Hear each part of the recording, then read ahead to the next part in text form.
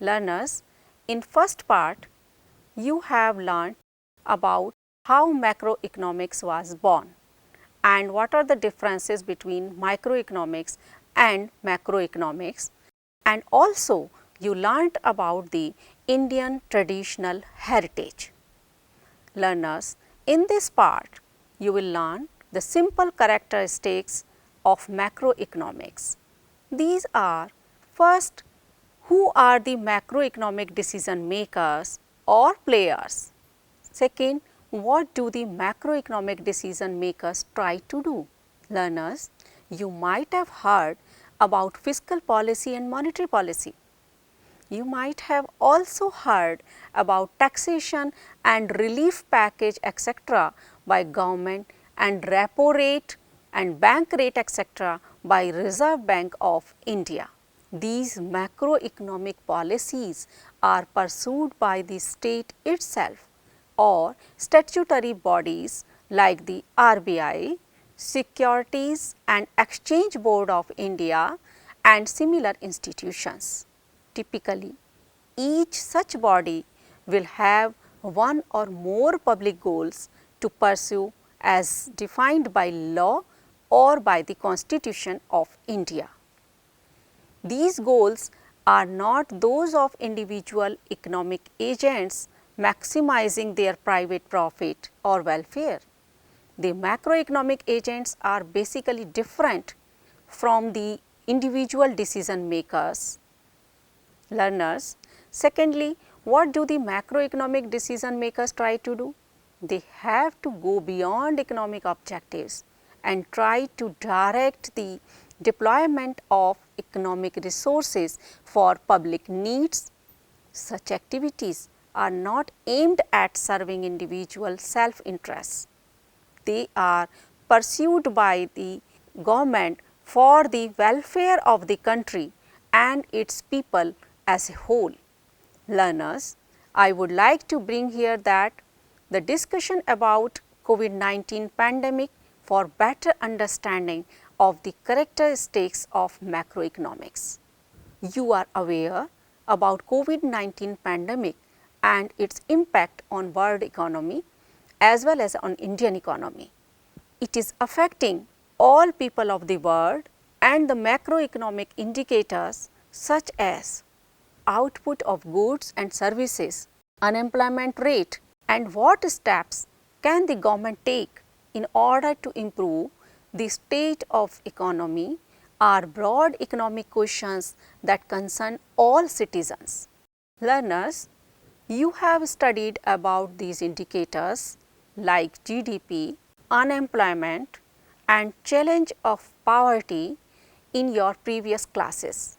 You may recall that GDP is the value of final goods and services produced within a country during a particular year. GDP shows how big the economy is. GDP is a vital economic parameter both as an indication of the capacity of the economy as also its efficiency. It is an important indicator of economy to know the total output of economy. Learners, here I want to share with you that GDP can be misleading indicator of economic progress in some situations. For example, natural disasters tend to enhance GDP. Disasters like floods, earthquake and drought etc. lead to temporary fail in the productivity of affected population which depresses GDP, but government expenditure for recovering from the disaster enhances GDP to an even greater extent. Such expenditure is for restoration than the economic progress. Finally, we have noted that it may be incorrect to treat GDP as an index of the welfare of the country. Learners, details about GDP you will study in next chapter, National Income Accounting. In the next chapter, you will be introduced the fundamental functioning of an economy in detail. You will learn how you can view the aggregate income of the entire economy going through the sectors of the economy in a circular way, along with 3 ways to calculate the national income, namely product method, expenditure method and income method. Learners, we move to the next indicator of economy, that is unemployment. You may recall that unemployment rate may be defined as the number of people who are not working and are looking for jobs divided by the total number of people who are working or looking for jobs. Learners, you can see in the slide India's business hit by COVID-19 March 2020, contraction in output in percentage, that India's industrial activity as represented by Index of Industrial Production IIP contracted by a record 16.7% in March 2020, just when the country had entered a strict lockdown. Consumer durables, which were already struggling due to the slowdown in the economy, declined by a massive 33%, indicating that urban demand had suffered the most. Private consumption has been the hardest hit. Capital goods growth, a marker of investment in the economy, contracted the most, falling by 35%. Learners, reviving manufacturing has been one of the biggest challenge. Weak manufacturing growth decreased India's export potential, leading to lower employment generation. The pain in the manufacturing sector was visible all through the last fiscal year. Manufacturing growth contracted by 0.2% in the October-December 2019 period, pulling down the gross domestic product to 4.7%, the lowest in 27 quarters.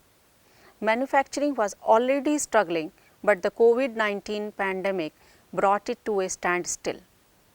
A disaggregation of the IIP data for March 2020 will show that manufacturing sank by a staggering 20%.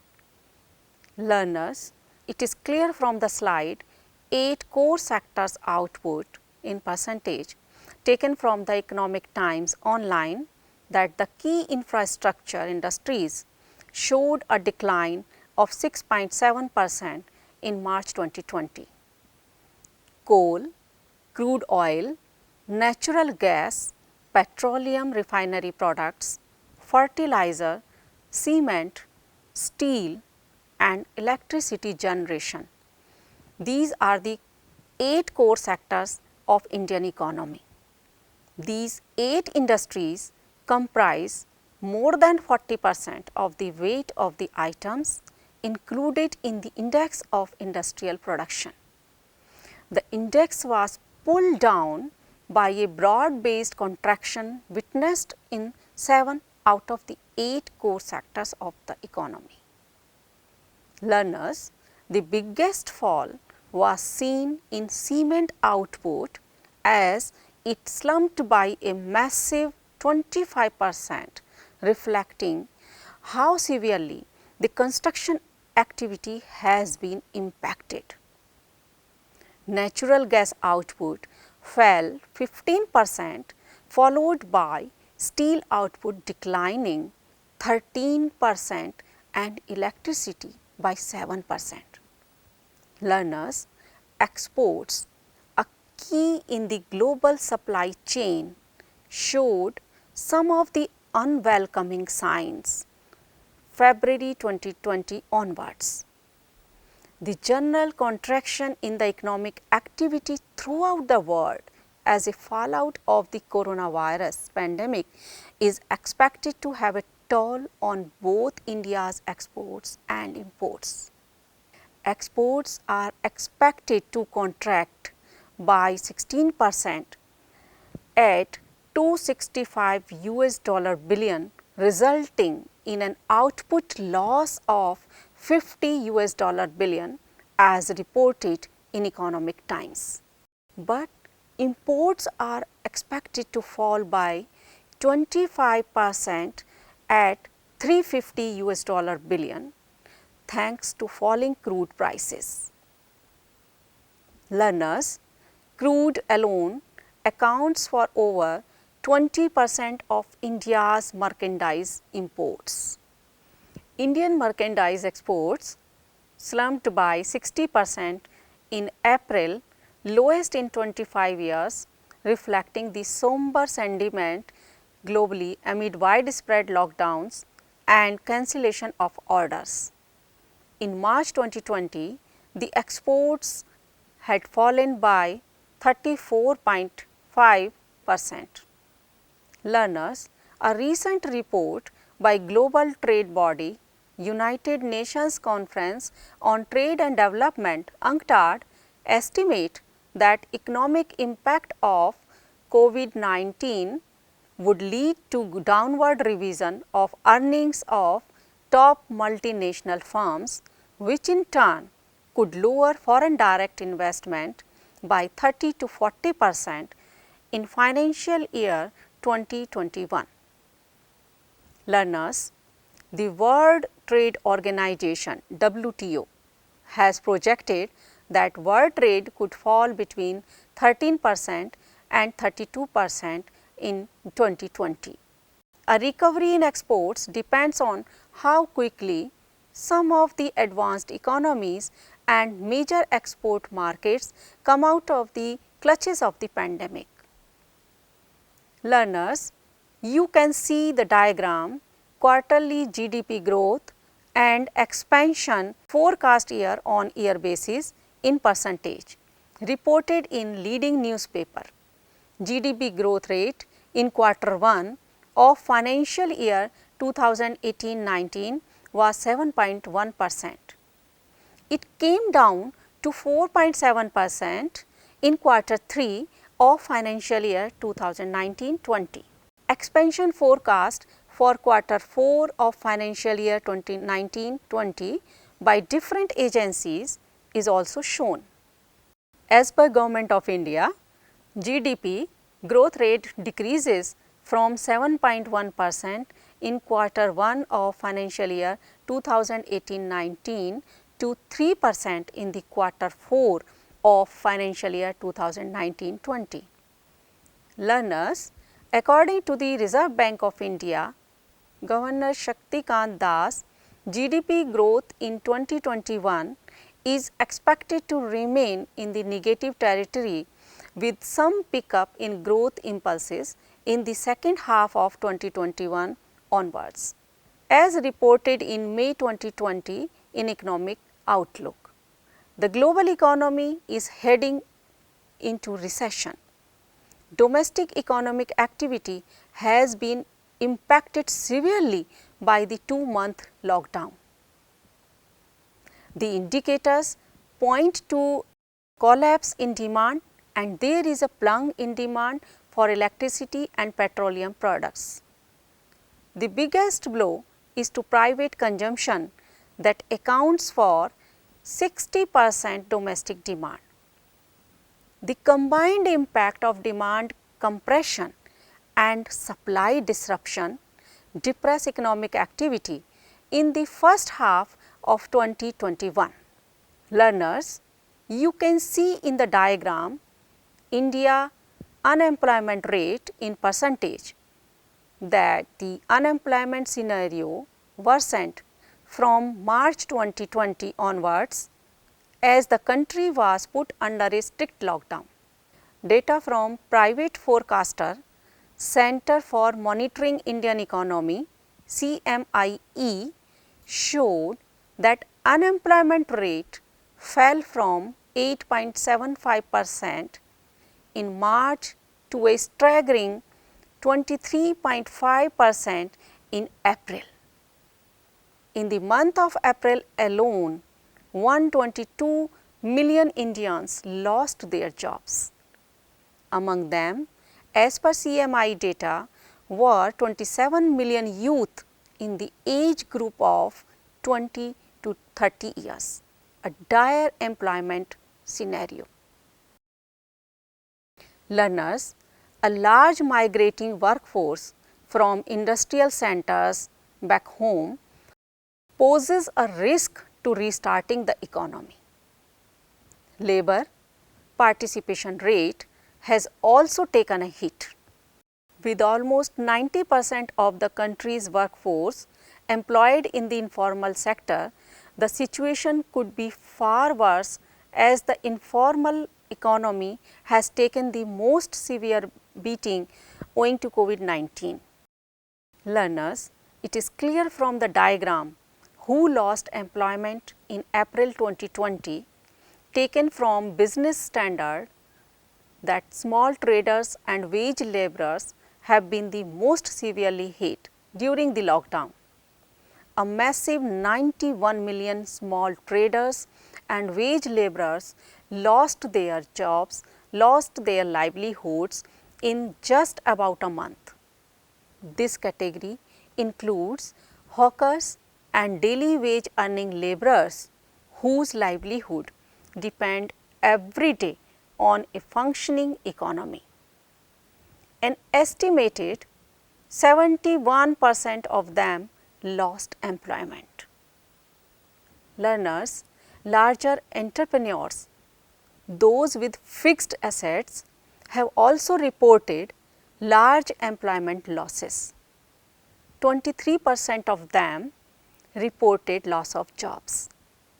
The large-scale loss of employment among business persons is an indication that the loss during the lockdown is not limited to just jobs, but also to enterprise. It is very likely that about a quarter of all businesses have been shut for good in such a prolonged lockdown.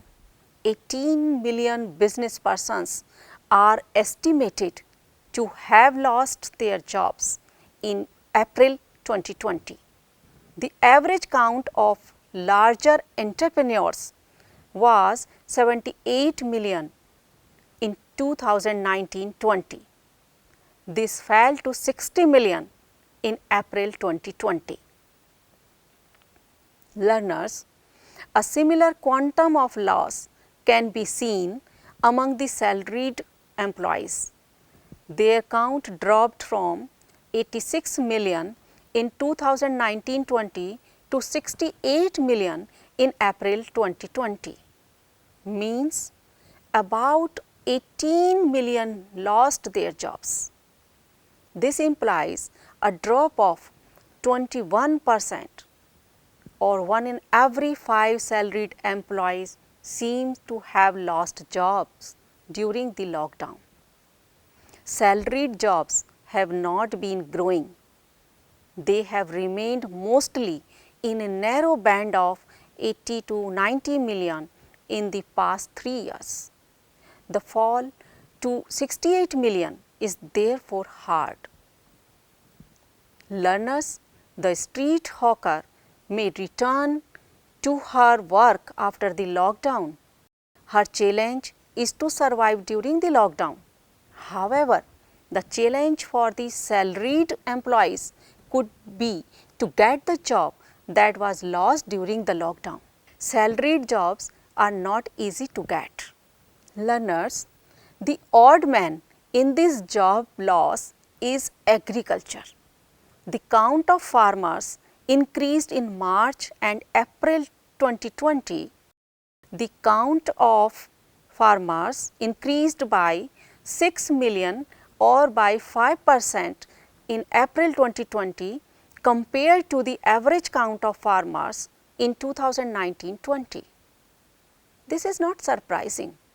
When jobs evaporate in other sectors, people revert back to their farms, which seem to have an infinite capacity to absorb labor. But unfortunately, that employment is mostly disguised unemployment.